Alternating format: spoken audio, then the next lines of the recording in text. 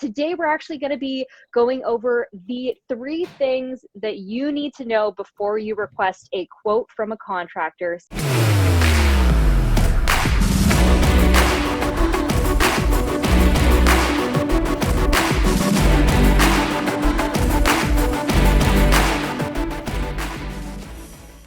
What's going on, YouTube? It's Rebecca Lynn Matheson here, aka the Canadian Cottage Girl, and welcome to another episode here on the Canadian Real Estate Channel. Today, I'm joined from Blackjack Contracting by John, who's been on the channel many times before. Make sure you check out some of his previous videos. He's done a lot of different duplex conversions and epic projects that you'll want to check out. Do not miss. But today, we're actually going to be going over the 3 things that you need to know before you request a quote from a contractor. So John, first of all, welcome to the channel. Thank you for having me back. It's been too long.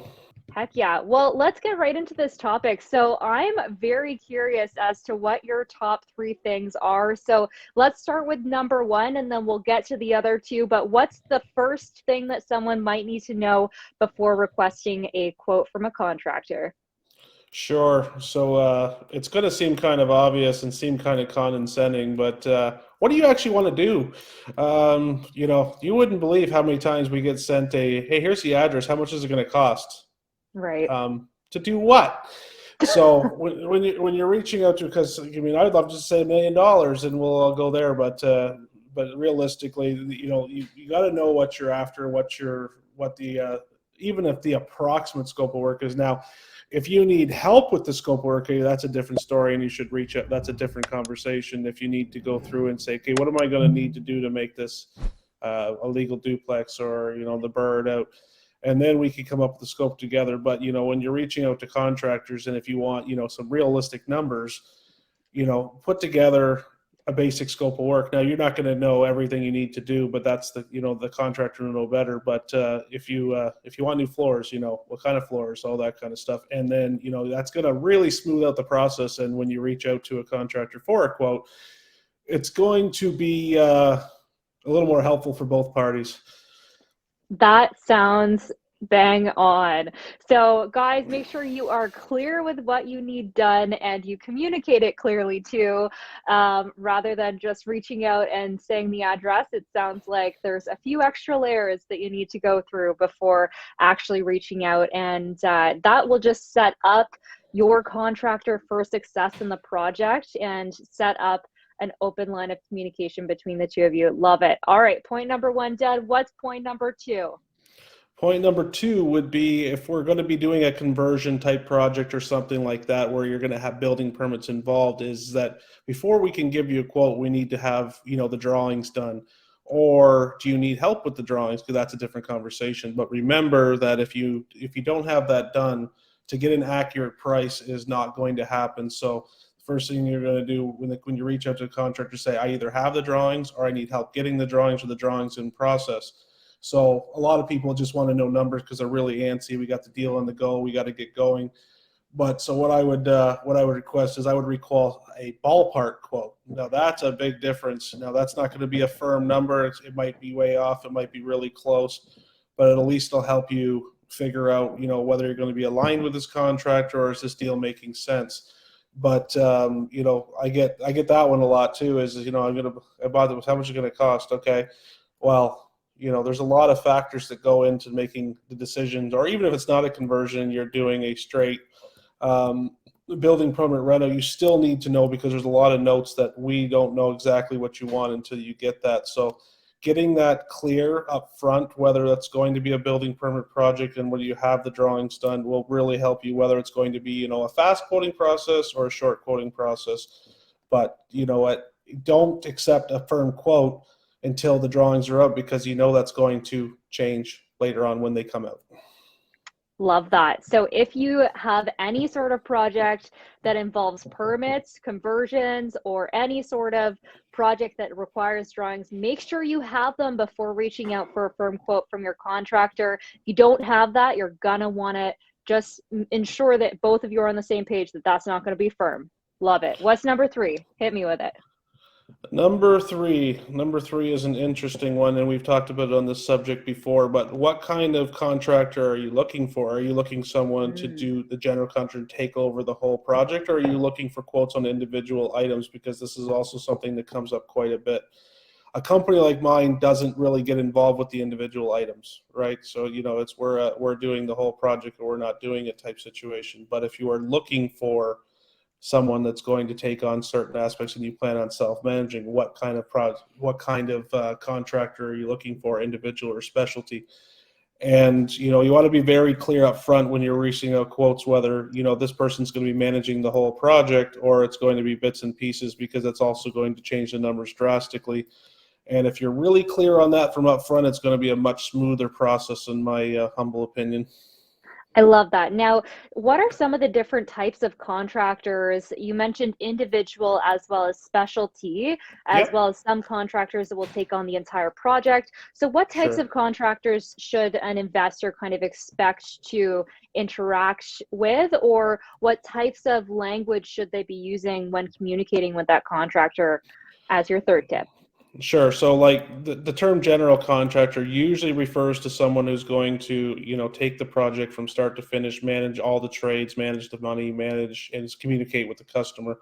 If you plan on being involved in the project, you plan on self-managing the project, you're going to be looking for a bunch of specialty or individual trades. For example, a demolition contractor, a framing contractor, an HVAC, a plumbing, an electrical, drywall, mud and tape, flooring, et cetera, trim carpentry, windows. So that's why now, as we've talked about with Matt in this channel before, is that of course, you can save a bunch of money by subbing this out, but that's the video is, are you capable of managing that project? But once you've made that decision, so that's a big part of the quoting process, is making the decision whether you're having someone take this whole project or you're going to be Mhm. involved with it in pieces. That so when you're about to go get your quote, that's the key. That's one of the key things, first of all, to know is what you're searching for. Obviously, there's going to be a lot more work getting all the quotes together if you're managing yourself, but there's also that 30 to 40% savings too. So, but that's from another video, but that's when you're reaching out. And, so specialty contractors are usually, or trade contractors are usually labeled as the, HVAC, plumbing, and electrical. And that's typically going to be the most expensive. That typically is the one that requires the most licenses and permits. Where general contractors in most cities are not licensed because there's not a program out. Hamilton has one, Mississauga has one type thing. But most of the time, if you're looking for the other specialty ones, you're looking for that license type, which is going to be completely different questions to ask those subcontractors at the same time as you're searching out for getting quotes. Love that. Yeah. So the first question I guess somebody might need to ask themselves is, do I want to manage this project myself or have somebody else manage the project? And then from there, we decide which types of sub trades we want to reach out to from there. And Because if then we have that person generally managing everything, that's the only person they need to reach out to. that's right. And that's one quote you're going to reach out to, and he's going to gather all the estimate numbers together and present it as one big package. Where if you're looking for quotes from other contractors, you want to specify you're responsible for this, you're responsible for this, you're responsible for this, and gather all the quotes yourself. Awesome. Love that. So, guys, we've got the three things that you need to know before requesting a quote. Pro tips number one is be clear on what you need done and communicate it clearly to your contractor from the start.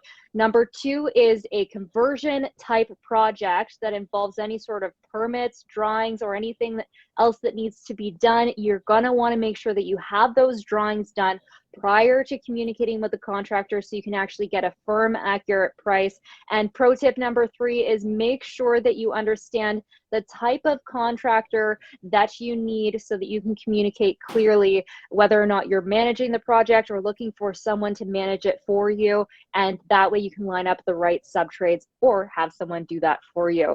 So, John, anything else to add here now that we've gone through those top three things that you need to know when you're requesting a quote? I mean, there's a million things we could talk about, but no, just be really clear up front what you want. Be fair, be fair to contractors, be fair to you. The estimating process and quoting process takes up a huge sum of the contractor's time. So, it's just like, if you have a good working relationship for a guy and he knows that, he's not bidding against things, you're going to get a lot of speed now. So the one thing you want to be careful about is when you're reaching out to contractors for quotes that you've called the same guy 5 times and never used them, because they're going to stop wanting to be anything. And that's a waste of resources. So make sure that, you're fair when asking for quotes, because it's a lot of time.